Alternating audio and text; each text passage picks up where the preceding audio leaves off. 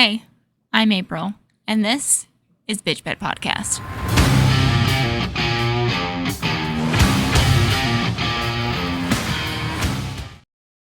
Hey, what's up, everybody? Welcome back or welcome to the podcast. I hope everybody had a good month, and if your month was not so great, then I hope your next one is better. So I have an exciting little treat for everybody that's tuning into this episode. We have our first guest on the podcast today. She is a good friend of mine. She's an extremely talented artist, and I could just talk to her all day long. She is currently working on her third chapter comic book for the Oasis Fallen series, and she is the lovely, incredible Lady Eagle. Thank you for the awesome introduction, April. You make it easy. I don't know what I like more, that intro or the fact that you just called me a treat, but I'm digging it. I love it. Thank you. Of course. I'm so excited to have you on the podcast. We've been planning this for the last 2 months. I was almost going to have her on last month, but then scheduling ended up not working out. So we ended up doing her episode this month, and I've just been so excited. We've been chit-chatting the past 2 months about this, and it's finally, I'm excited that it's finally happening. It's happening. It's happening. Oh my God, it's happening. Everybody stay calm. That was such a good episode.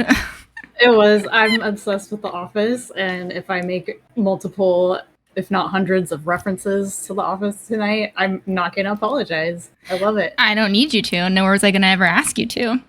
Michael Scott is my spirit animal, so. And we love that. Yes. Okay, so one of the things that made me want to have you on the podcast was obviously your art. I follow you on Instagram, and I'm also part of your Patreon, which I will definitely link all that below for everybody that's listening and wants to check out her fabulous drawings. But you're just so incredibly talented, and I just wanted to talk more about you and your art and your journey to how you got to this grand project of the Oasis Fallen. If I messed that up, I'm so sorry, Natalie. I'm trying. You're doing great. Even if you mispronounced it, I wouldn't say anything. It's fine. I know, but I feel bad because I look at the word and I want it. My mind goes, it's Oasis. And I go, no, it's not, because there's an apostrophe before the second S. So it's not Oasis. But you get it. It's the concept. You got it. Yeah. It's fine. I have a little note that says Oasis. Yeah. So I can remember it. It's officially Oasis. You're right. You're doing Oasis. And I just wanted to know more about how that project came to be. What do you really like about the project? And just kind of see how art kind of helps you with your own journey in your life. Well, I want to say thank you for calling me talented, first of all. I don't always feel that way. So when I answer your questions, I don't always know how to take compliments very well. I'm horrible at it. Like I said before, if someone's showering me with compliments, I would rather take a sledgehammer to my shins. Okay. So I will try to accept the compliments and accept them, damn it. Just let me love you, okay? Wait. Damn it, let's do this. All right. So, what kind of got you into art? Were you always an artistic person, or did you just wake up one day and was like, I'm just going to be the next Van Gogh? So I'm pretty sure, like, when God made me, he just like accidentally tipped the art bucket just on top of whatever was going on there. I've been drawing ever since I could pick up utensils. So ever since I could pick up crayons and paper, I was coloring, drawing. I've always loved to do it. And so the parents that I have awesome parents. They saw that I really like to do that. So they just continued to fuel my obsession with drawing by always handing me paper and crayons and pencils and whatnot, and paints. I've done it all. I feel like we love supportive parents. That's great. Not all of us have them, so I do want to say, like, I have fantastic parents, and I know that that is a blessing, and not everybody has that. So I do want to say, like, I'm extremely grateful for my parents, and it is why I, in the beginning of my books, thank them, is because I wouldn't be where I am or have the passion that I do if they weren't supporting me throughout my whole life. That's so awesome. And you mentioned that you tried basically everything. So what drew you to comics specifically? Because I know your books are comic books. So what drew you to that? Yeah, for sure, for sure. Well, I grew up a tomboy, so I was always interested in in like action and outdoor stuff more. I played in the mud. I had an older brother, and a lot of the times it was just me and him to entertain each other. And we would be outside a lot. We enjoyed a lot of the same interests, sports, animals, all that fun stuff. And so my interests were already there. So I drew a lot of animals, a lot of outdoor stuff. And then with my comics, I really liked action and humor. So I would kind of do both. I would try to draw realistic animals because I really like animals. And then I liked to make people laugh. So I also liked to do comics. And I had been doing both of those things ever since, I was young, ever since I had relationships with people. I loved to make my friends laugh. I could remember when I was like in grade school, I would draw things to make my friends laugh. And that's never changed. I've continued to do that as I've gotten older, making the people around me. I just like to make people smile with my art. You definitely do that with me all the time, every day. Oh, yay. Yay. But that's the goal. That's what I really like to do. And with the realism side of it, I did do some realism. Actually did that clear up into adulthood, and I had a business doing that. I did a lot of portraits for people. I went to a lot of art shows. But I kind of moved away from that because honestly, it wasn't as fulfilling as drawing cartoons. I guess I'm a child. So you're just feeding your inner child. We love it. Yeah. I'd like to have fun. And honestly, like, the fun aspect just pulled me over to the comic side. I was like, nah. And just movement and motion. I really like drawing things in action. So I just got sucked into it, I guess. I just like it a lot more. That's awesome. So moving on to your most current project, which is the Oasis Fallen series. So what ended up starting that project? Was it just a thought that you had, or was it just something that you've been milling over for quite a while? How did that whole story come to be? Well, it kind of started, I like to write too. That's a piece of it, of my creative side. I always like writing. But my husband loves to read, and years ago he asked me to write him a story. I was like, well, that sounds fun. He really likes to read, and I really like to write. So I wrote him Match made in heaven. Exactly. I wrote him a fantasy story. He likes fantasy. I like fantasy. I typically like more of the sci-fi stuff, whereas he I don't know if he likes medieval stuff more than sci-fi stuff, but he really likes both. Interesting. But since it's sci-fi, I was like, I'm all about sci-fi. I can write good sci-fi. I love the big stompy robots, so that's what I decided to do for him. I wrote him a war fantasy story with big robots in them, also called mechs, depending on how you like to say things. And he ended up loving this short story so much that he asked me to actually write a whole book about it. And I've tried writing whole books before, and I've never been able to finish them. However, I have drawn lots of comics before, and I was like, hey, I could probably make a graphic novel about this. And when I mentioned that to him, saying, hey, I can actually do a graphic novel, he was just like down. He's like, yes, absolutely. Visuals, yes, all the way. He loves comics. Checks all the boxes. Yes. He was very excited about that, and the fact that he got so excited about it and wanted to like know more about the lore and these worlds and everything, just that I even shortly mentioned in this little short story that I wrote him. I just alluded to this mass lore somewhere in the background, and that like sucked him in, and he was like, I need to know about this planet, these people, are there other war machines, like what is happening? And so I created the whole world for him. And the fact that he was excited about it just got me more excited about it. And yeah, it kind of snowballed from there. That's awesome. And so just to give like a really brief synopsis of the story, I know it's two opposing moons colonies, correct? Correct. So it takes place thousands of years into the future. It's supposed to be people from Earth eventually found these other galaxies with a few hospitable worlds. One of them being a planetary system that, yes, has two different moons that are habitable, and these moons end up going to war. And my characters, or the plot, is about these two characters from the opposing moons. That's so cool. So when it came to writing or creating your characters, did you get influenced by like the people in your lives or different characters like a Michael Scott, for example? Did you pull from outside sources, or were you, once he like opened Pandora's box, basically your husband, were you just like, this is everything that it's going to be, and this is who this is, and this is, they're going to fall in love with this person, and this is going to be the best friend? And how did the characters come into play? Michael Scott, 100%. He's the GOAT. I knew it. Yeah, great question. And I've actually got that question a lot. I actually get, is Raina you? I'm like, no. I would love to be Raina, but she's a lot cooler than I am. She is pretty cool. She's a bad bitch. She is a bad bitch.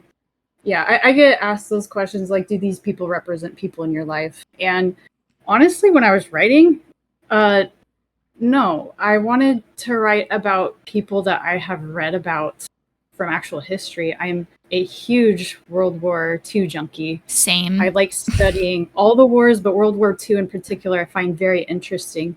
And I've read a lot of war hero stories, and there are some incredible people that existed. And seeing like their personalities, you have some great writers that captured who these people were. They, went to their friends and asked their friends to talk about them, what their personalities were like, what did they go through, how did the war affect their families, how did they behave before and afterward. The psychological aspect of it is very fascinating to me as well, and has actually helped me get through a lot of stuff in my life, because I see these people that I read about and I'm like, if they can get through that and the horrors that they have seen, like, I can get through whatever this life is going to throw at me. Yeah, that's such an interesting perspective to have, because once you put your like specifically like for World War II, when I was in, I think, middle school, I went to the Museum of Tolerance, and we got to hear from Holocaust survivors and like about their experiences and like all that stuff. And when you put it like that, like if they can literally go through the Holocaust, horrible thing, should have never happened to begin with, and it should never happen again. But if they can survive that gruesome, horrible time, I can get through a shitty day at work. It just brings a lot of things into perspective. Like, hey, you could be fighting for your life right now. Instead, you're just mad about some bullshit policy at work. Exactly. That's a great aspect and a great take on it. That's how I feel. And I have met some people as well that I consider to be outstanding people. They may not have been World War II heroes, but I have met a lot of veterans. A lot of people in my life personally have done really miraculous things or have worked with really miraculous people. I have a lot of firefighters in my family, and I look up to those people. Those are my heroes. And so that's who I like to write about. My characters are based on not necessarily one person, but characteristics that I see a lot of heroes that I've read about or know personally share. And that's awesome. People like reading about those characters. I like writing about people you want to aspire to be like. Yeah, you don't want to write them perfect because we're not perfect. Exactly. Like, you want to relate to somebody. You can't relate to like a robot or someone that has no flaws. So I do like to sprinkle my characters with flaws that make sense for their personalities, and also flaws that I've read about with personalities. So yeah, that's what I try to do. If I want to stay true to a person's character, obviously I haven't read about all these, famous war heroes. I don't read about them in the situations that I write my characters in. So I do have to use my imagination. I have to use what I've studied about psychology and different characters, different personalities, how they would behave. And yeah, there's some personal experience as well. So you kind of have to grab a little bit of everything, and voila, you have your characters. And boom, bam, you have a story. There you go. Boom, bam, there it is. Michael Scott. Get it. So I have read graphic novels and I thoroughly enjoyed them, but I just don't find myself always drawn to them. I'm more of just the traditional no pictures book reader, the boring kind. But I want to know kind of how your process for creating your books is. Like, do you know when the story's going to cut off for a chapter, or do you have to have the whole thing planned out and then you're like, okay, for this amount of pages, it'll be this and that's one book? And how does that process kind of work? That's the cool thing, I guess, about living in this day and age is there's a lot of different ways you can make a book. And I probably do it completely different, or maybe a little bit different than, indie over here, indie over there does it, Mm-hmm. I don't even know how Marvel does it. However, I have, studied and watched other Marvel or DC comic artists do their thing. But that is traditional. So it does depend if you want to make a traditional graphic novel where it's somebody inking, like actually using physical medium, or if it's someone like myself who's doing digital art, if the process is going to look different for both of those. And then do you want to do a webtoon graphic novel where you can read it online, or do you want to do a book, or do you want to do both? So my process will be, as I said, a little bit different than maybe what other people do. Right. I usually start off just actually writing a script, kind of like a story or a movie script is what I do. Okay. And then I storyboard my movie script, and the storyboard can kind of differ greatly from the script that I start out with, because you're basically going from like describing something or dialogue to putting it on paper where people are watching something happen, and you need to get your angles right, aspect right. And maybe there's some dialogue that doesn't belong. Maybe it's redundant. Maybe you don't need it because then you're showing what's happening. So it does change. My script does kind of change. And then after I storyboard it, I go and I ink it digitally. And I color it. And then I'll upload it to the website that I use to print my book. And so that's pretty much how, in a short little format of how I make my comic books. And then how do you decide the different chapters and how long the books are going to be? I just kind of wing it. I do take some advice from my husband, because he really likes comics, and he's basically my consumer. So he's my editor and consumer. So he's like who I'm wanting to sell to. He's my base. So I run everything by him. I ask him, does this make sense? Like, does how I've laid this comic out, is it readable? Can you tell what's happening? Do I need to change something? And he'll let me know if I need to change something or add something in. And then he advises me on how long the chapter should be, when I should cut it, when I should add my my flashbacks in there. And he also helped me find my website to print my books on. So I definitely couldn't do all of this without him. He's like my muse, if I should use the right terminology there. He's my Michael Scott. And he's helped me be successful and actually get my books printed and everything. So yeah. That's so cool. And so I mentioned earlier that you're currently working on your chapter 3, so your third book for the Oasis Fallen series. What can we kind of expect from this book that you're working on? Chapter 3 or book 3, I published my books in individual chapters right now, because the novel is going to be very, very long.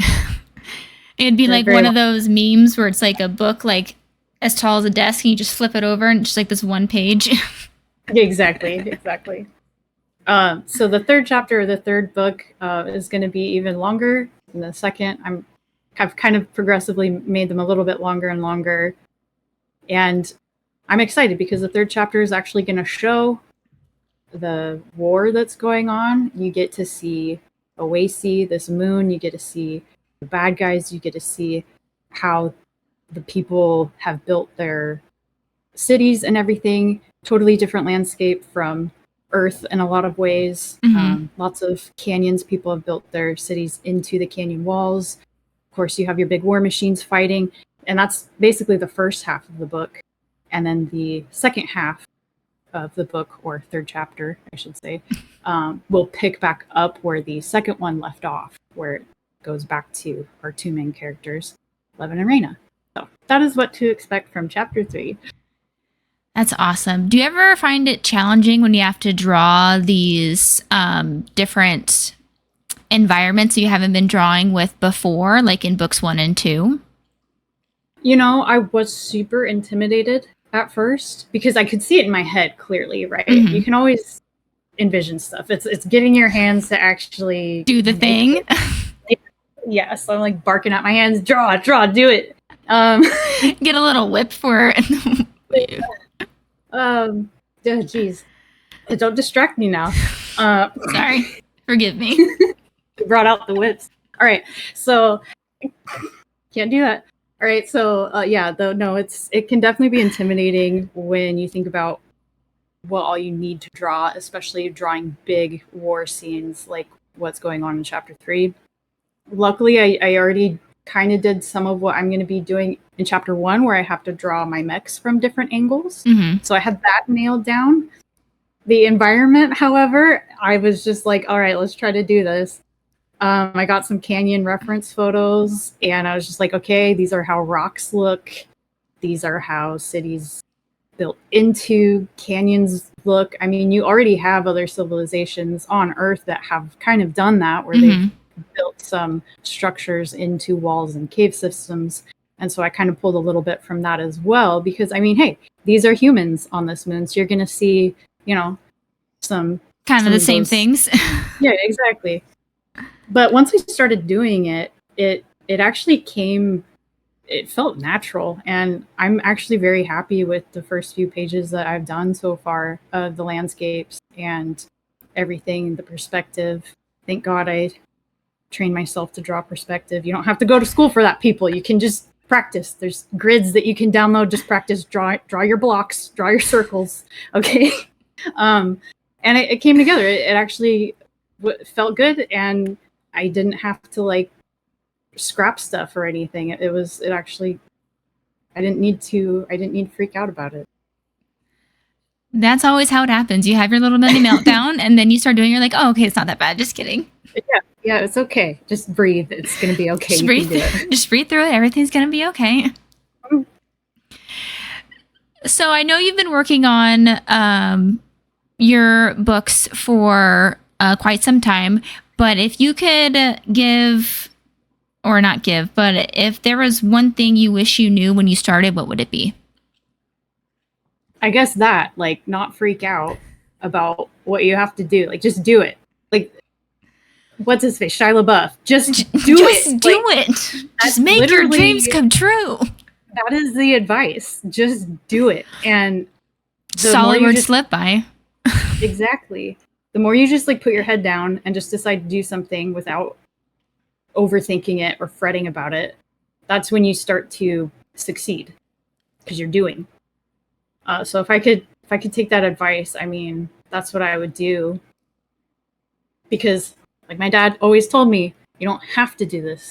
You get to do it. Oh, so good. About everything.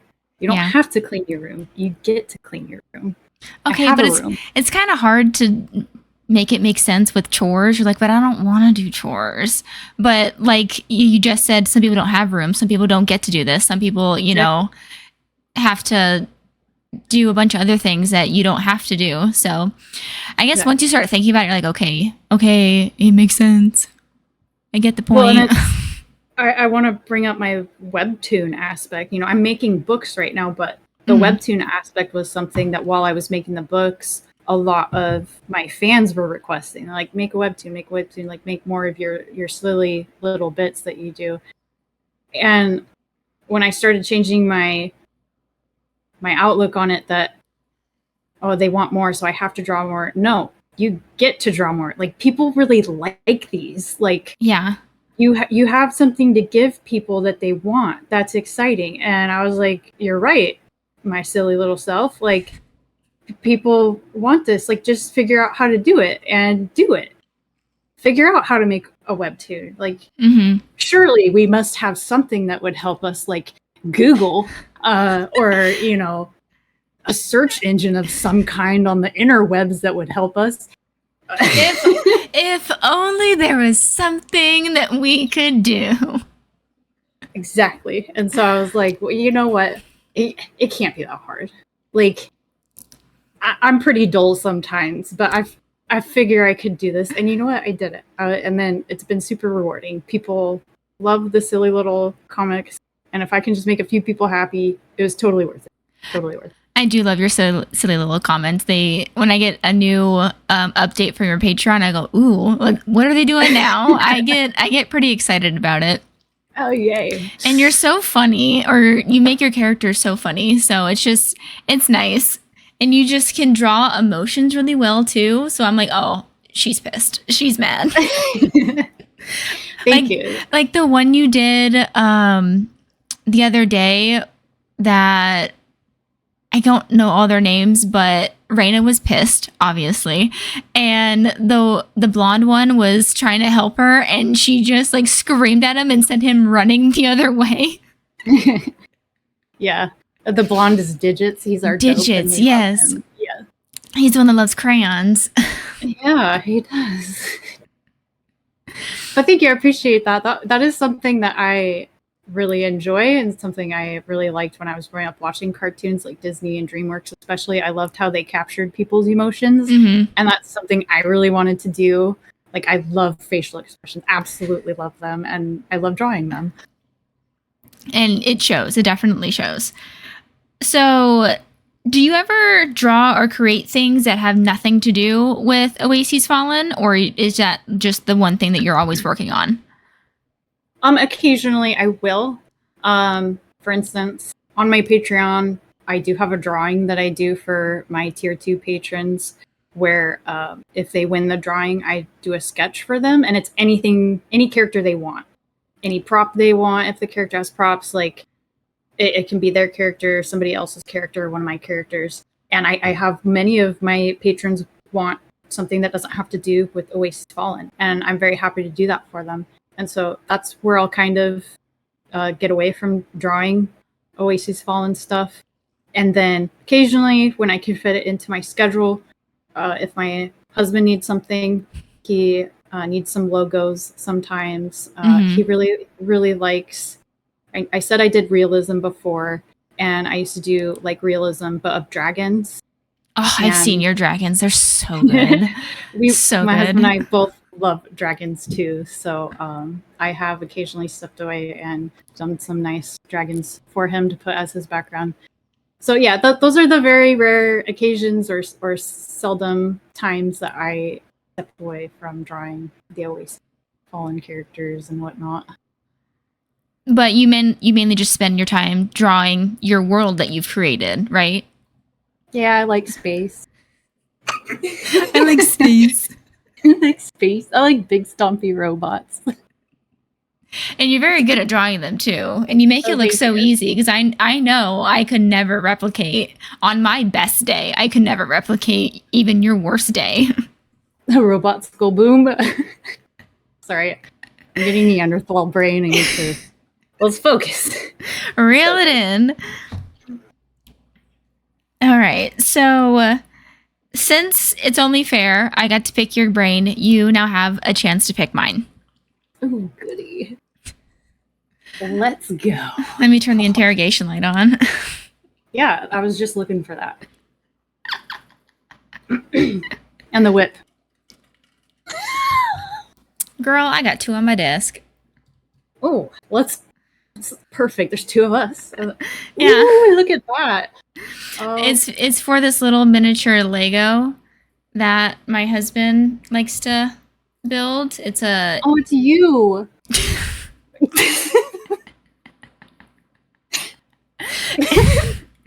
it's I can see the resemblance in a lot of things with what you just said, but it's the I don't know the actual name of it, but it's from Lord of the Rings. It's The Balrog.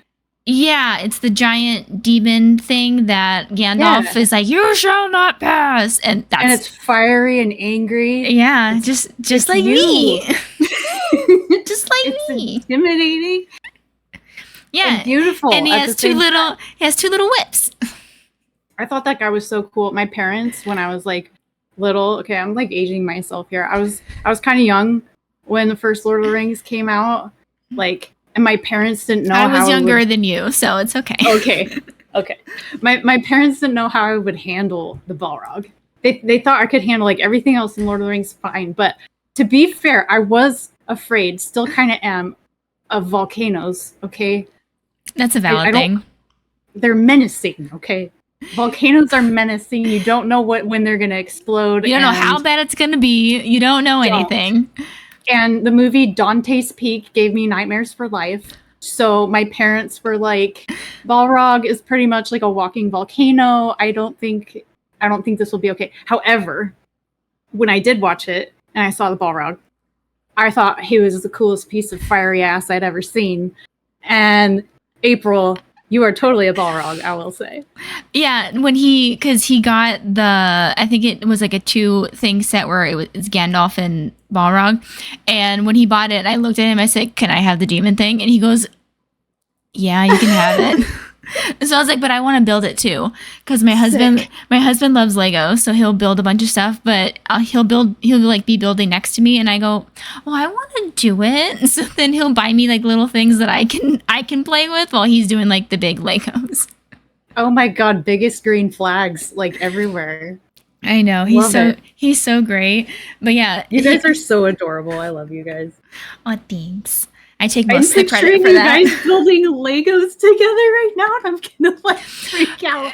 Okay, so when we were moving, he has all these big Lego sets, and I was like, you need to take those apart because I don't want them to break, and then you lose a piece, and then you can't have these big displays anymore." So he goes, "Okay." So we had like debuilding sessions where he would pick one, I would pick one, and we would just like debuild them and put them in bags, so that way when we moved and got to this new place, we could then build them back together.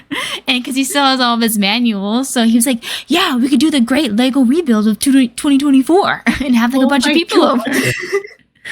But then when we moved and I was looking around, I said, "I know you want to do the great rebuild of 2024, and I'm here for that. I love that. However, we don't have enough space for 6 different people to be building these giant Lego things." I said, "Pieces are going to get mixed. It's going to be a bad time. We don't have enough space." And he looks around and he goes, "Okay, yeah, you're right."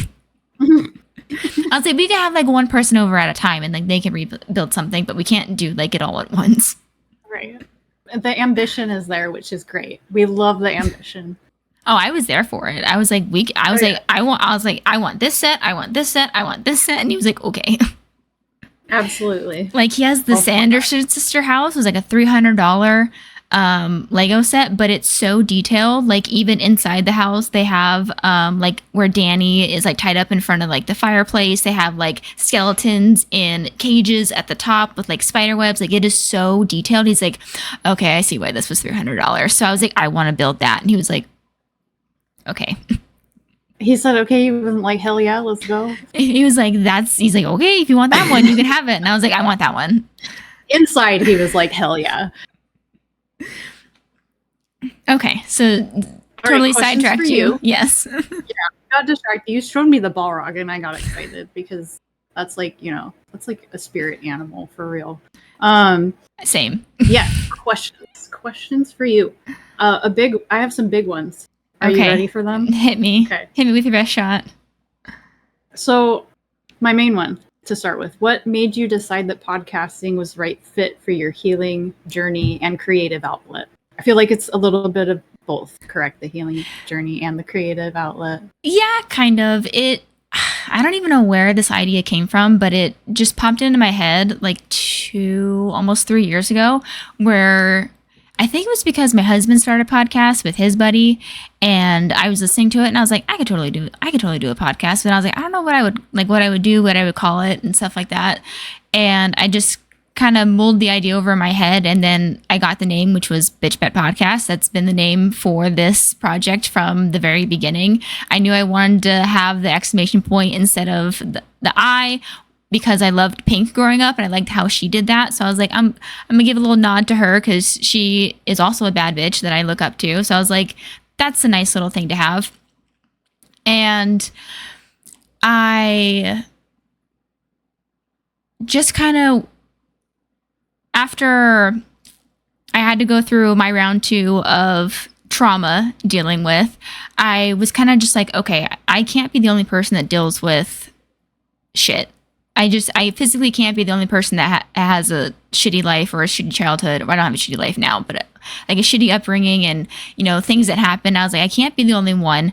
So I decided, okay, well, I have a degree in communication. I know I can articulate myself in a way that can send a message. So why not just share my story, and in hopes I help somebody along with theirs? Like, maybe they don't have to do this exact same thing I do, but maybe they could just find some comfort. Like, okay, someone else in this world is going through something or went through something similar to me, and she made it out okay.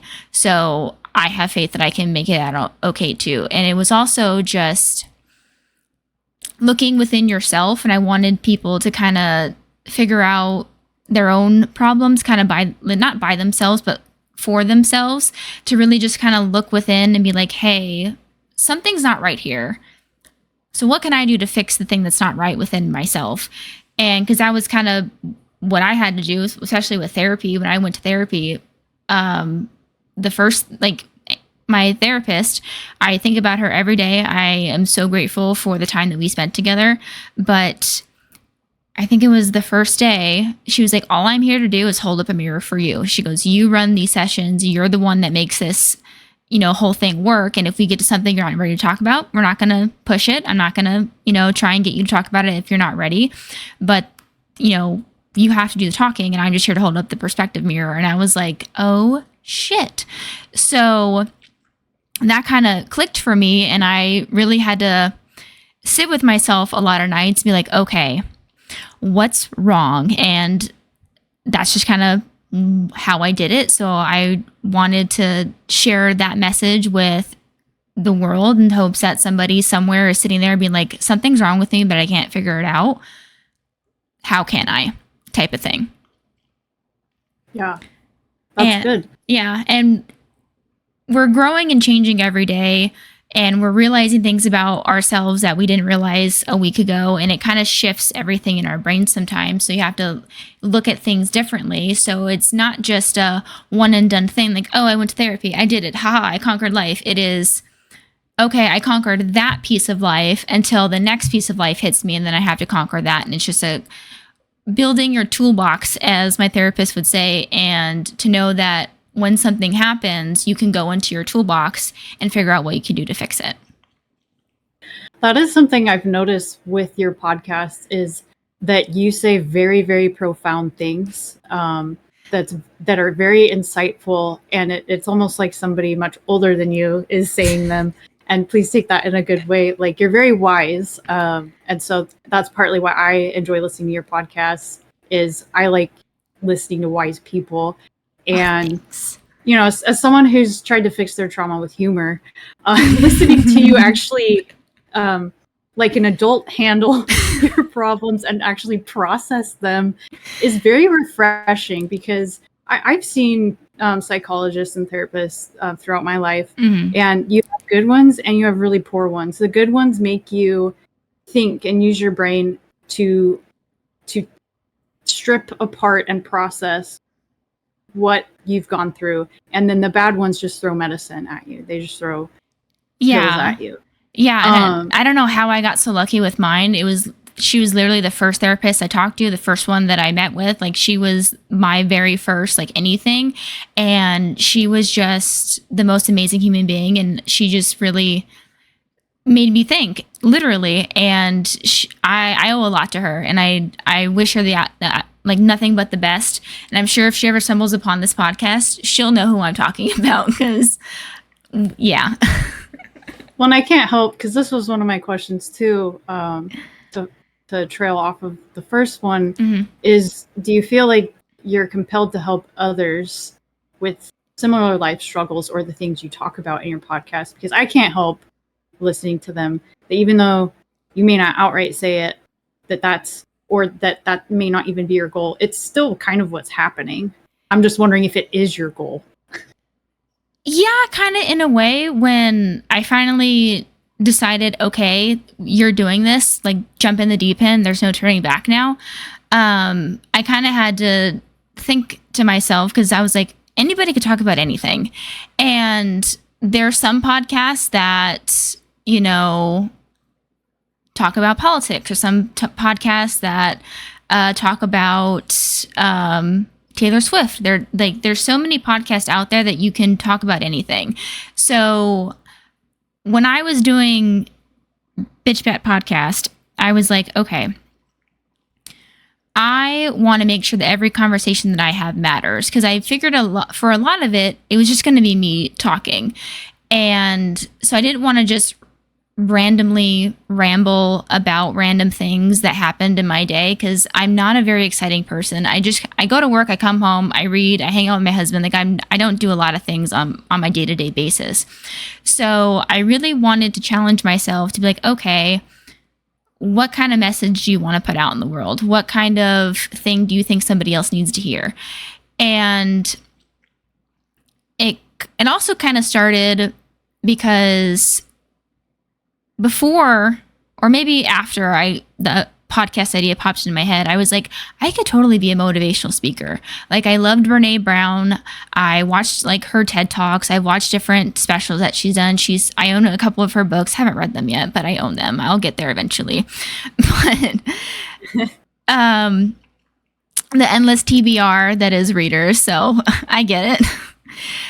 And I was like, I could totally do that, because I've gone through things that would break other people. Like, I thought about this a couple months ago.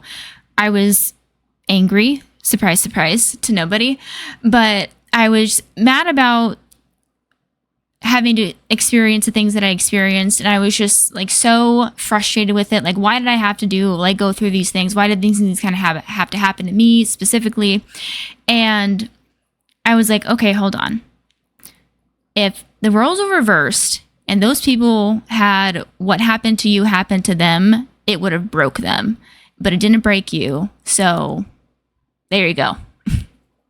That's a good way to look at it. Like I said, you say things like that a lot, even if it's things I haven't gone through or ways that I wouldn't necessarily solve my problems. Just listening to you offer other aspects, offer other perspectives on how to look at what life deals to you is something I think we all need, because it makes me think, okay, how can I look at my situation differently? Maybe not in the exact same way that you are, or with the exact same situation, but, like, how can I change how I'm looking at this? Because we all get stuck in ruts and, like, ways of thinking. Yes. And we literally have to have other people as examples on how to get out of some of those grooves. And they're not always bad grooves, but you can't solve different problems with the same equation every time it comes up, because all problems are different. You can't use the same equation every time. And so listening to you have, if you will, other equations on how to solve these different problems, it helps me and other people I know who listen to your podcast think broader, I guess. It's the intellectual side. The intellectuals unite. Yes. It's very refreshing, because you don't listening to you. There are so many people that just spew garbage and, like, feely goodness. The emotion part of it, and it's like, you have emotion. You talk about emotion, but you don't let your emotions dictate to you or you don't let them make your life decisions. And it's just very refreshing, especially hearing another female talk like that, because I have a lot of, I mean, I was pretty much I was raised by a tomboy and men. Like that was what I was raised by. And same. Are you kidding me? I have one female cousin out of my whole generation of my family. The rest of them were dudes. So I was just surrounded by males all the time. So it blows my mind sometimes that I'm like, as emotionally intelligent as I am, because I'm like, none of these men know anything sometimes. Nothing against my family, because I know a couple of my cousins do listen to this, but nothing against you, but it just, like, how? Well, and yeah, that's the thing. I actually find male advice a lot more helpful than traditional female advice, just because of how my brain works half the time. But also, they're a little bit more, like, less emotion based, I guess. Yeah. And more like logical based. Like, I don't want to get myself in trouble saying that. But I will say it is very, very nice hearing another girl talk, you know. I mean, you're very much you're a beautiful woman, okay? You're a beautiful woman, and it's just nice to hear that kind of thing coming out of your mouth. So I just want to say a huge compliments to you. Take it, okay? Take it. I know, I'm nice. Like cringing over here because I'm not I can see that. And I live for the cringe, so I'm trying to like restrain myself, but I'm also letting myself go a little bit. Okay? You totally are. But it's I'm fine. Not sorry. And no apologies needed. I can move on to our next question if you'd like, so that you can stop cringing. Okay. I can get a break from my cringe, because I'm sure after this answer, you're also gonna cringe me up some more. I am. I'm gonna just dump the compliments on you. You are going to be baptized, and you will be in full cringe. All right. Okay. So, what do you find to be the most difficult aspect of creating a podcast episode? Sometimes what to talk about, or not what to talk about, but even just how I can prolong what I'm talking about. Because when you try to write something, you can write a lot, but then once you read it out loud, it doesn't seem like a lot of writing. So trying to expand on what I've already written down with like my ideas, like, okay, I want to see this, and, you know, this is a really good line, I want to make sure that's in there. And to make it last at least 15 minutes is probably the most difficult thing for me, because when sometimes I write a script, sometimes I want, you know, I do different, I guess, like approaches to my podcast. So I try different things to see kind of what works best for me. And for the ones that I script write, I get these really clever one-liners that I'm like, ooh, like that's a good statement. And then I have to make sure I fill however long I want to talk, 12 to 15 minutes, with like a good substance of stuff. So that way it all makes sense and it all kind of goes with my overarching topic. So I would probably say either figure out what I'm going to talk about to begin with is the first difficult aspect, and also how to make it last for a podcast episode, because I don't want to just have these like, you know, 5 to 10 really good one-liners and then the podcast only be like 2 minutes long. Like that's not fair to you guys. So, but that's also the challenge that I want. I'm like, okay, you got the 5, you know, bullet points you want, make it count basically. And so my poor husband has to listen to me read those scripts like so many times during a month. And I'm like, okay, well, how does this sound? And I'll always like start from the top. And sometimes I'll be nice and I'm like, okay, I just need you to like figure out this paragraph. So I'll like read 3 of them. I'm like, does that fit? And he goes, yes. So he's definitely my champion and my biggest cheerleader. And he definitely puts up with me reading the same thing all month long. And then he's like, okay, and then we have the next one. That's so good that he's like that with you, though. Everybody needs their sounding board, if you will, and I love that he is that for you. He's great. If he wasn't your partner in crime and wasn't supporting you like he is, I would go over there and have a chat with him because you absolutely deserve somebody that does that for you. And I hope And your husband's lucky that he supports you the way you do. Otherwise, I'd be going down there and we'd be having a conversation. Well, he very much supports me, but like, I see like what your husband does for you, and I'm like, I hope I'm like that for my husband, where like I'm his sounding board, because he has his own things, you know, that he likes to do and he needs help with, and I'm like, you know, I want to be what he is for me, you know, to him. Same. I want to do the same thing for my husband. I'm like, you're so amazing. He's easily the best person I know. So I try to be. Well, I'm not the best person he knows because I'm simultaneously the nicest and meanest person he knows. So. Hey, I can attest to that. So, but I'm just like, you're such a better person than I am. He goes, in some aspects, yes, but you're a better person than me in others. I'm like, okay, we can just agree at that. Sometimes you have to be mean, though. Yeah. And if you're not mean, you can't make it through life. You have to be nice, too, of course. Like, you need both. Certain things I'm just not interested in. And he's such a nice person that perfect example. We were coming home from work and we park in this parking structure that has signs everywhere that say pay inside, cannot pay at terminal to exit.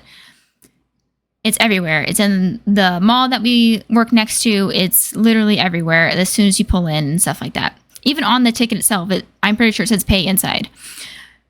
So this car pulls up to us and she rolls down her window and she goes, "Hi, do you know where I can pay?" And if she would have just looked to her left, she would have saw a giant sign that says pay inside.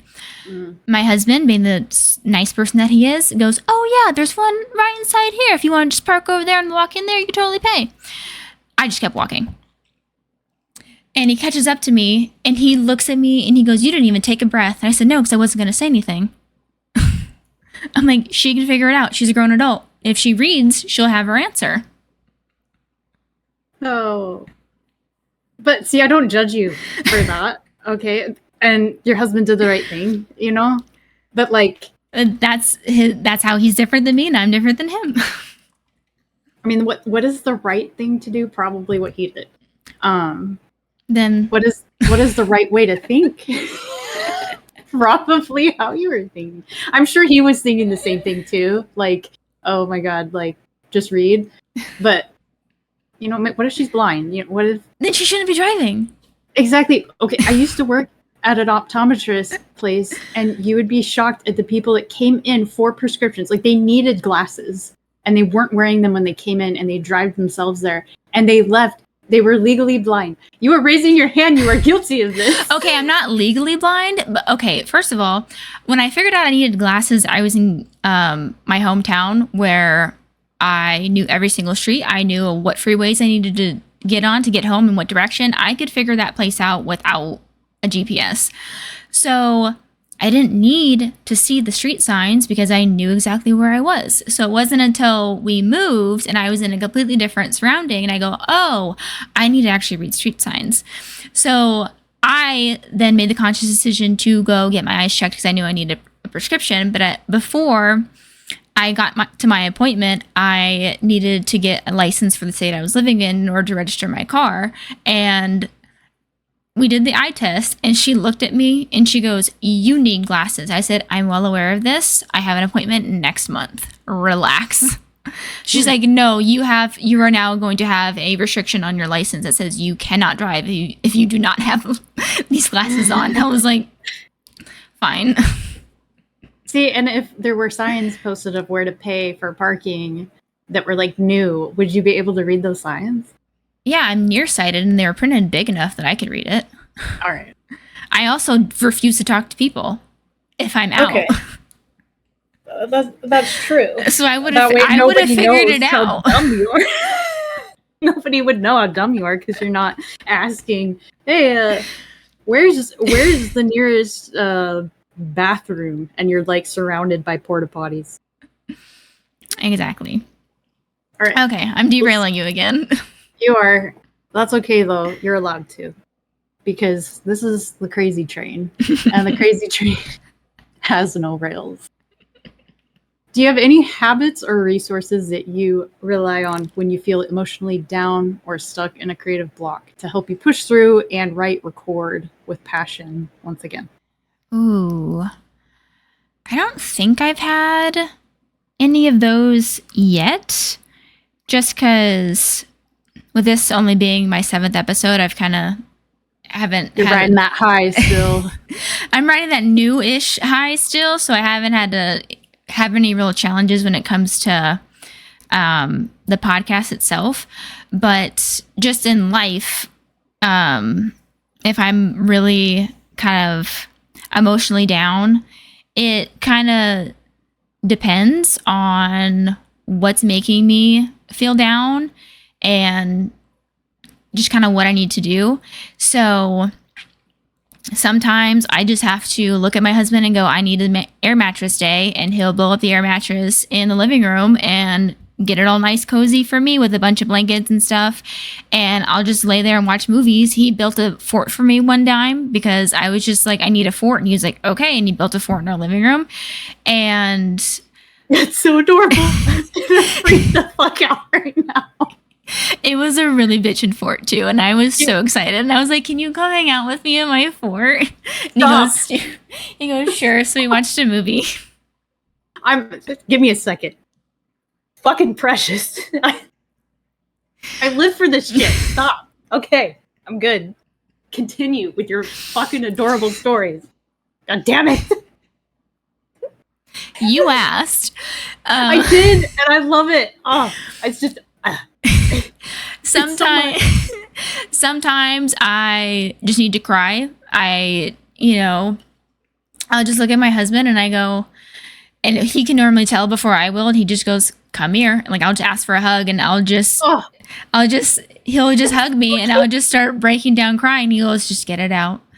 And he'll let me cry for as long as I need to, and he listens if I ever need to talk. And it's just, basically, if I'm ever feeling a certain type of way, I just go to my husband and he will somehow fix me.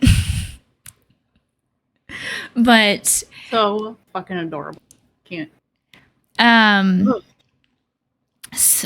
Sometimes I just have to write. I'm a big fan of writing letters to people just to say what you got to say, even if there's no return address. So if like a person's really bothering me, or like a falling out that I've had with somebody, and I feel like I needed to say some more, I'll sit there and I'll write out a letter to somebody. And sometimes I'll mail it, sometimes I'll burn it. It just kind of depends on the situation. If I want them to really know what I'm saying, or if I just need to get it out for myself, it really just depends. And luckily, I have those tools in my toolbox, so I know kind of how to assess my emotions. I'm like, okay, I'm feeling a little bit more of, I got some shit to say, so someone's gonna hear it, or nobody's gonna hear it, and I'll just write. Or sometimes the world's too much, and I just need to cry, and then I cry. Sometimes I just need to take a really hot shower and blast music and just cry in a cathartic way in the bathroom with my music surrounding me. So it really depends on what I feel like I need. So I have a question that came up while you were saying that. Okay. So I was thinking while you were talking, you seem to know the power of words. Yes. And you're gifted with them, obviously, because of how you're able to write and speak. You went to school for journalism, is that correct? Yes. So while you were in school, well, I guess first, when you went to college, did you know that you were going for journalism, or did you just figure out while you're in college, okay, I want to major in this? Or was it something you knew that you were going to do going in? So when I originally I transferred to a university after I finished community college. I went into university with the idea that I wanted to be a music journalist. I thoroughly enjoy going to concerts. Lady Eagle. You thoroughly enjoy going to concerts. But behind me, I have a corkboard that is nothing but concert tickets, movie tickets, hockey game tickets, just any tickets that I've ever gotten ever. I just stick on that board, and majority of it is concert tickets. So I was like, I really enjoy going to concerts. I really enjoy like music, and I'm pretty good at writing. So just be a music journalist, because if the saying goes, if you do something you love, then you'll never work a day in your life. Exactly. So that was my mindset going into university. At the second year in, I was really getting into like the critical like journalism side of stuff, and I just went, I don't want to fucking do that anymore. And I was like, but I'm too deep in to quit. So then I went to my advisor and I was like, because I was thinking about making a shift to public relations, because with my school and how the degrees were working, you had your main degree, which mine was communication, and then you have emphasis. So it'll be like the specialty type, like kind of degree. So my current degree, and the one that I ended up finishing, is communication with the emphasis in multimedia journalism. And then there's also one for PR, and there is 2 different other ones that I can't remember off the top of my head. But I went to my advisor and I was like, hey, I'm thinking about making a switch to PR. What's that going to look like class-wise? And he was like, well, normally PR firms will hire journalists before they'll hire a different PR person, because they just like the way that journalists write, and they can, do things very diplomatically and different. So if you stick with your journalism degree, you can do both. Whereas if you get the PR degree, you're just going to be only able to do PR. So I was like, okay. So I was like, I'll finish the degree, but hitting puberty over here. But Get through it. Got this. As I was finishing out my degree, I knew for a fact, I was like, I'm not doing journalism. I'm never doing that again. I had to be on my school newspaper for 2 semesters, and I hated every single second of it. I despised it. I was ready to quit every other week. My husband can contest to this because he had to listen to me complaining about it. But that's when I think the idea for a motivational speaker came into play. I was like, okay. Because after I had finished my degree, I'd already finished therapy as well, and I was ready for like this next big thing. But I just didn't know how to start it. So I knew I was moving after I graduated. So I was like, okay, I'm not going to look for anything in the state that I live in, because I'm going to literally be leaving right after I graduate. So there's no point in me trying to find a job right out of college. So I moved, started working at the place I'm working at currently, just so that way I can have a paycheck, just to have the money coming in. And then I was like, I really want to do this motivational speaking thing. I found like a company that specialized in it, and like they taught courses on it, and they have like a really high success rate. Called them, had a meeting, figured out it was going to be a bunch of money that I didn't have. So I was like, okay, cool, I'll think about it. And I was like, well, that's backdoor until I can get that money. And then I was like, I have a podcast idea, so why not hone your craft and figure out what you're really good at and what, So that's kind of how this all started. That's awesome. Full circle and moment. I love that you like music so much, because I mean, music is words and then music notes, if you will. So I love that you love the whole aspect of words. It's not just like journalism and everything, but it's music too. I love it. Yeah, but I have a really hard time with poetry. You would think I'd be really good at poetry, but that was always the one thing that I struggled with. Whenever I was in an English class, they were like, we're doing poetry. And I was like, fuck me. I hated it.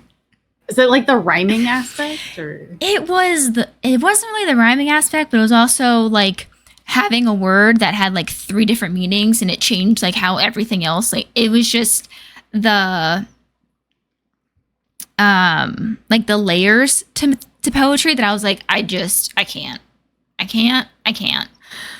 But I think now if I were try to read poetry, I might be able to get it better. But that was the one thing I always struggled with, which I think is a bit ironic. I feel like poetry is music without notes. Yeah, so you would think I'd be really good at it, but I despised it. I sucked at it. But maybe it's the fact that it's like the absence of the music part, you know? Maybe, but I mean, but I'm I also not a understand, like, musician. because if someone asked me, like, is poetry music, I would say no, because even though they have like similar things, and you can definitely make poems into songs, they're But- still completely different. But then if you think about it, you can make like not a song, well, obviously, but like you can make a sound in like a musical aspect with a poem, because if you have like if you start everything with the same consonant, it like creates a certain sound, and I can see how it can be. I totally got sidetracked by what we were talking about. Squirrel. It was there and then it left.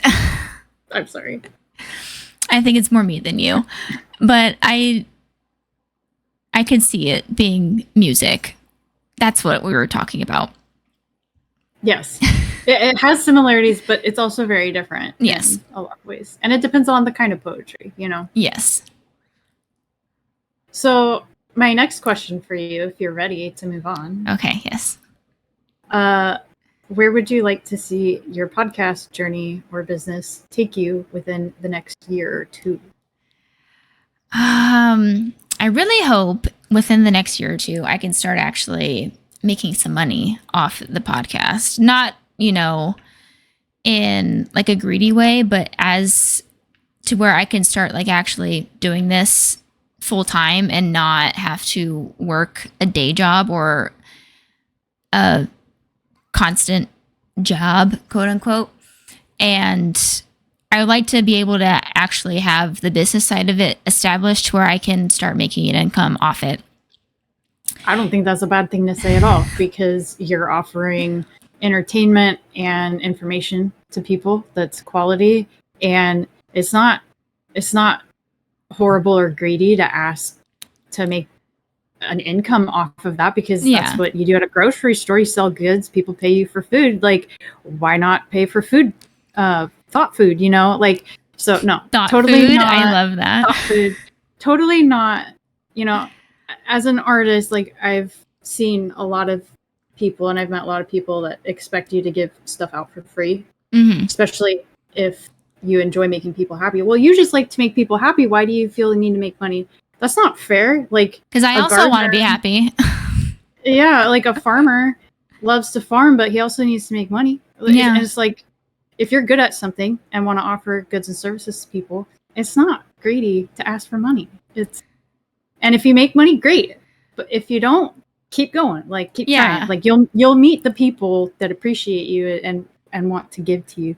So I believe in you. I think you'll definitely, I don't know if you'll start making a living at it in a year, but I will definitely root for that. I don't think so either, realistically, for myself. I mean, if it wants to happen, that's great. I'm not going to object at all. But if it was even just to have like just the business side of it a little bit more like established, I would really like that.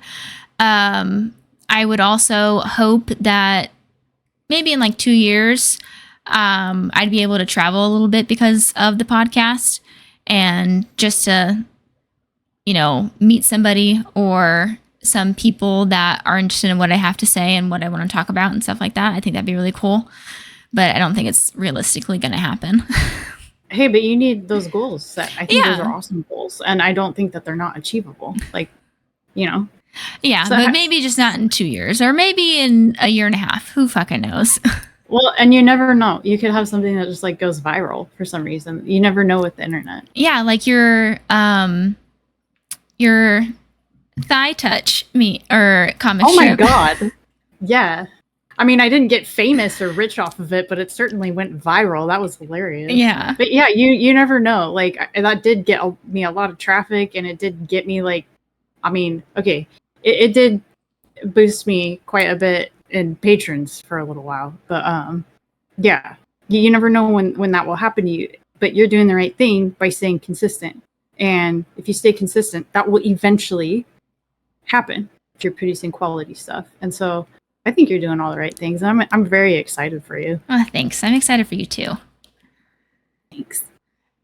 Any more questions for me? Not at this time. However, as you know, we continue to talk, a few of my pop into my brain. I did have one actually that left my brain Oh, while damn. we were Do you remember? talking. Do you remember what I was talking about? I think it was like we were still talking about music, but the question was floating around. I was waiting for the right time to ask it because I wanted us to wrap up. And then by the time we wrapped up, it left. Damn. Let me think for just a second. Okay. Because it had to do with. Was it before or after the poetry? It was when you said that you actually didn't. You're still like excited. You haven't had like a down or sucking up block yet, and that makes sense to me because you showed me all the content that you have planned, which is very exciting. I don't know if it's planned. Maybe it's very loosely planned, but it's definitely an idea that needs some expanding on. Yeah. So it had something to do with that aspect where, because you said you didn't have, regarding your business yet, like emotionally down or a block, which is fabulous, especially because you've been doing this for how long now? This would be my 8th month, technically my 8th episode. Yeah. Yeah, I know you do one episode a month, so it's not like you're pumping out a ton of content, but you're still doing it consistently, and 8 months is almost a year. Yeah, I was looking at a calendar like for next month just to get like an idea for bills and stuff, and I actually came to the anniversary date of when I was like, no, Bitch Pet Podcast is starting today. So even though I didn't release an episode for a couple more months, I was like, no, this is an established thing right now. Yeah. So that's coming up next month, which is kind of cool. I did have another question just pop in my head. You said you wanted to like travel and interview other people. What kinds of people, ideally, would you like to have on your podcast as guests on a regular basis? Or are you wanting to have guests on a regular basis? Is this something that you want to have mostly be you talking and then you have like a special guest every now and then, or what is it looking like? As of right now, I think it's going to be more of just me talking, but I definitely have some people in mind that I want to bring on because I think we'd have really good conversations. There's some things that I would want to know more about, and I'm sure there's stuff that they would want to know more about. So I was like, yeah, we can have people on, and if like we're talking like celebrity wise, if I can get like 3 celebrities that I could talk to, I could bring on my podcast, I would probably say Jacoby Shaddix from Papa Roach, because I have loved that band for so many years. I see them anytime they're in the state that I reside in, and I look at my husband and I go, they're here. And he goes, I know, we'll go.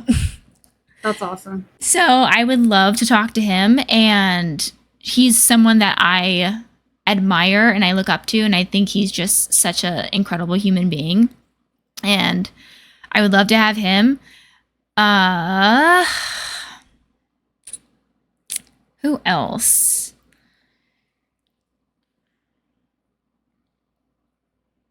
I mean, if you could get a celebrity on, yeah, your podcast would like blow the fuck up. I know. Awesome. But even if it's like years from now, that if that ever happened, I would just be like, this is a good day. I don't know. Recently, I'm like, if I could talk to Hollywood Undead, I would love that. Yeah. I also love Hollywood Undead. So I was like, to have a conversation with even just 2 of those guys would be so much fun. Yeah. What would you ask them? What would be like your first question that you'd want? I don't. You want them on. You better have some questions. I know, but I know it's not gonna be like tomorrow. So I definitely have some time to figure it out. But I'm sure if I looked into it, I could find the answer to this question. But if they were on right this second, I would like explain, or I want to know how the decision for Danny joining the group kind of came to be.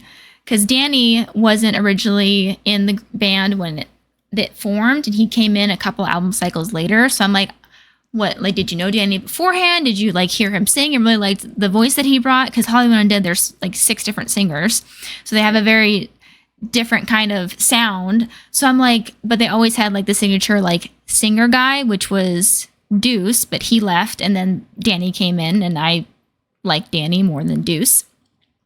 But I was just like, yeah, how did that decision come to be? Okay. That's what I would ask them. Those are good questions. So my next question for you was on the tip of my tongue. You need to start just writing them down.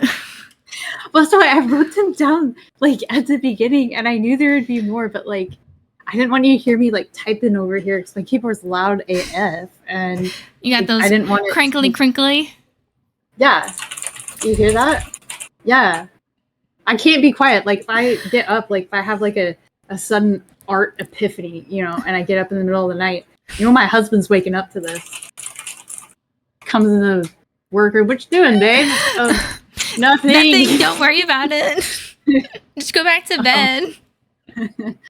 Oh God, I'm so ashamed that I can't remember.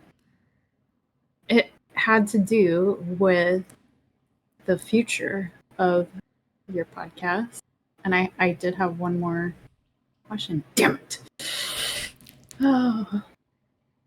This is the importance, ladies and gentlemen, of words, because you don't write them down, you will forget them. Yes. So yes, absolutely. Or if you don't record them, they will be forgotten. Oh, I remember. This is like this, I feel like Dory from Finding Nemo. Yes. Yeah, oh fuck, I just forgot. No, come back. Come back, okay. little. Oh, there it is. Okay, so it comes back to the power of words. Obviously you understand that words have a huge impact on people and can change their lives. And this is something that I think is practiced when you do podcasts, when you writing, that sort of thing. And it preserves, you know, history. It preserves people. It lets people's legacy continue on. Yeah. And same thing for podcasts and stuff, because we have recordings now. And with the way technology is, I mean, unless there's like an EMP or something that goes off and destroys everything that's ever been recorded, we're okay. Like we'll have knock it on wood. Yeah.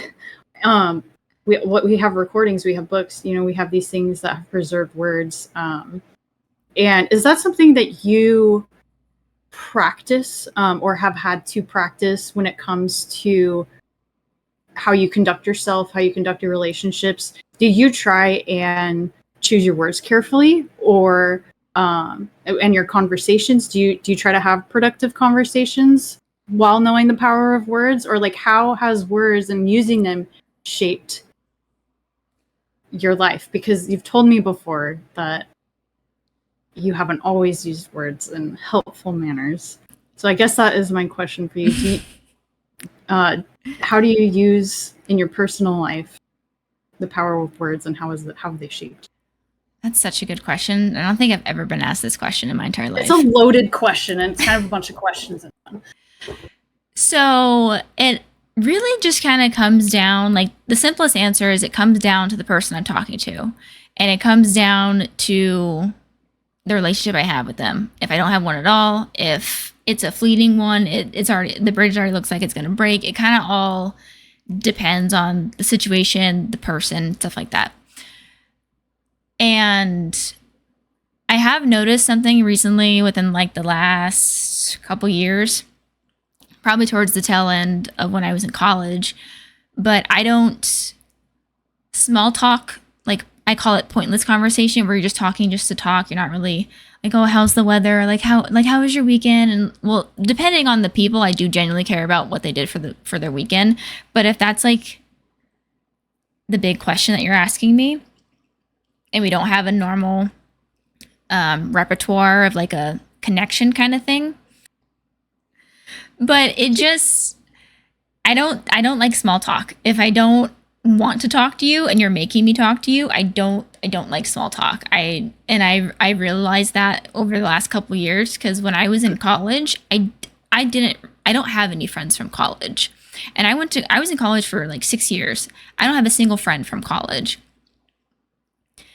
Because I just showed up, went to school like I was going to work, and then I went home. And I normally had to travel for school, so I wasn't around my campus all that much. So college friends won't help you bury the dead body. And sometimes they will. It all depends on the person. But just if you've had more than just the brief conversations, yeah, absolutely. Yeah. So I was just like, yeah, I'm not really a small talk person. And my husband kind of, that's when he says that I'm being really cold. He's like, I could just be like the coldest person he knows, because if I don't want to talk to you, but you're making me have a conversation, I'm going to make sure it's the shortest conversation we ever have. I love that. And as an introvert, I appreciate I'm also very much an introvert. And if you get to see my extroverted side, then good for you, because not a lot of people see that. So if you're making the introverted side have a conversation, I'm not interested. We're not going to have a deep conversation. I'm not interested. I don't want you to be interested. So I'm just going to have the quick conversation and then be done with it. And I sometimes do that to not the right people. Like, for example, we were at our jobs and a really important person was in site visiting, and she's like my husband's boss's boss, but she isn't in any pecking order when it comes to me. And some things are going wrong with our work, and I was already off the clock, so I didn't have to care about it. And she asked me like, what do you think about all this? And I just looked up from my phone, looked around, and I said, I'm off the clock. Like, I don't have to worry about any of this. And then went back down to my phone. I love it. And did you realize who she was? I knew exactly who she was. Oh, shit. Yeah. And so she awkwardly laughed and then looked at my husband and then just walked away. And my husband goes, "Babe." Mm-hmm. And I go, "What?" He goes, "She's on the yacht." And I'm like, "I don't care." I'm like, "She's not my boss. I don't have to impress her. I don't care." He's like, "How can you do that?" So I don't always do it to the right people, but it's just something that I've learned about myself. I don't like having conversations if I don't want to have them. And it's also, I know what words will come out with different emotions. I've been able to make that connection within myself. So I know if my temper is getting really heated and it's really escalating, I know exactly what person's going to come out and what kind of words she's going to say. And I would never want to do that to like my husband or you or like people that I'm very fond of in my life. So I do realize that I'm like, okay, just because you say something in the heat of the moment and out of a fit of anger, no amount of I'm sorry's is going to take those words out of the other person's head. When did you realize that? Was that something that you always knew, or? I think it's actually something my dad told me. And I think it was like a random piece, like a one-off piece of advice. And he was just like, just remember, like, if you say something in the heat of the moment, even though if you didn't mean it, you can never take those words back. So I was like, okay, just because I'm mad doesn't give me the right to go for the kill shot with somebody like my husband, because he doesn't deserve to have that nastiness thrown at him just because I'm mad and we're in an argument and I want to win. So I was like, okay, he's someone I genuinely care about. I'm going to make sure I do whatever I can so that other person doesn't come out and meets my husband. Yeah, I wish more people practice that. It is definitely a very hard skill, and I still have moments where if I'm just genuinely frustrated, a bunch of things are going to come out of my mouth, and I mean every single one of them. Yeah. Yeah. And just like that, though, words can definitely ruin things and break things. You know, Yes. they also have the ability to uplift and heal and bring positivity. And I know you're aware of that too. So it's very cool to see you using them in that way when you have the potential to use them in the opposite. Yeah, because I also just feel like we already are, like, so many bad things are shoved at us on a daily basis, like with social media, with like the current media on like TV, like with so many different accesses to complete strangers we have at the tips of our fingers. A lot of it's negative, and negativity is, if it's something that's just constantly around you, it's so exhausting, it's so draining that you should be able to have also the positivity. And I think it's important, if you're going to put something out there for such a broad audience as literally everybody that owns a computer or a cell phone and has connection to the internet, that's a lot of somebody's. Yeah. So if you're going to have somebody listen to you, then make it like good and like to better something, not just your own ego. Right. And not be, like empty positivity. That's something else too. Like, people need the truth nowadays. They need facts, and they need what's the word I'm looking for? Just people being genuine. Authentic? Yes, thank you. An authentic person. They need the truth. They need authentic people. And I think you're very much that, and you're refreshing. So kind of bringing it full circle, not only do I feel like you have the power of words and understand them, but it's the fact that you're authentic as well, and you're bringing to the table truths and things that people can take home, and it's of substance. There's just so much garbage out there, so much garbage podcasts that they may say a lot of words, but there's nothing to take home. It's just empty, and you're done listening to it, and you're like, I don't even remember anything that was said. It's just like empty words, like they mean nothing, or it's just all foo-foo stuff. You know what I'm talking about? Like, and so it's just refreshing to listen to the kind of podcast that you have, where it seems like you understand that aspect of, you're here to inform, at the same time being positive and bringing truth. Oh, thanks. Now it's your turn to pay me all the compliments. Yeah, see, I'm dumping more compliments on you. But I also think that's such a perfect stopping point for our episode. And I had such a great time having you on the podcast, Lady Eagle. This has been so great.